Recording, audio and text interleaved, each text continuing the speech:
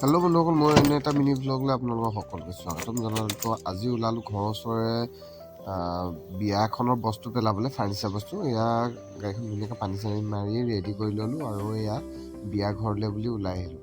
আৰু বতৰটো দেখিছে চাগে অকণমান বেয়া কৰি আহিছে। এয়া পালোহি, যিহেতু বতৰটো বেয়া সেইকাৰণে পটাপট লোড কৰি ল'লোঁ আৰু তেতিয়া আমাৰ টেনশ্যনটো কম হ'ব। যেনেকৈ হ'লেও আকৌ টিপাল চিপাল মাৰিব লাগিব, নহ'লে বস্তু তিতিলে বহুত দিগদাৰ হ'ব। সেইকাৰণে পটাপট বস্তুখিনি তুলি ল'লোঁ। ইয়াত দেখিছে আপোনালোকে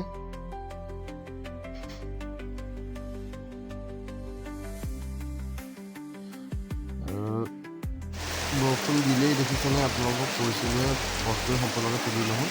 আৰু টিপালখন ছুটি হ'ল আৰু এখন আছে বাৰু, এইখন তলৰ নীলাকৈ দেখিছোঁ চাগে, এখন দুখনখন পাছত দিব লাগিব বস্তুখিনি উঠাই। আৰু আহি এয়া অলপ কফি খাই ল'লোঁ।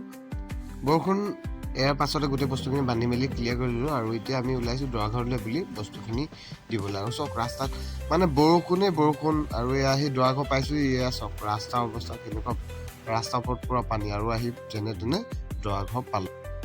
আৰু এয়া দৰাক বাই বাই কৰি আমি ঘৰলৈ বুলি ওলালোঁ। আৰু আপলোড কৰোঁতে ভিডিঅ' বনাবলৈ নহ'ল, যিহেতু বৰষুণ দি আছিলে। আহিছিলোঁ ৰাতি আৰু এতিয়া হৈ গ'ল ৰাতিপুৱা। তো এতিয়া আমি আৰু যাম। এয়া মোৰ বসন্তী। Bye bye.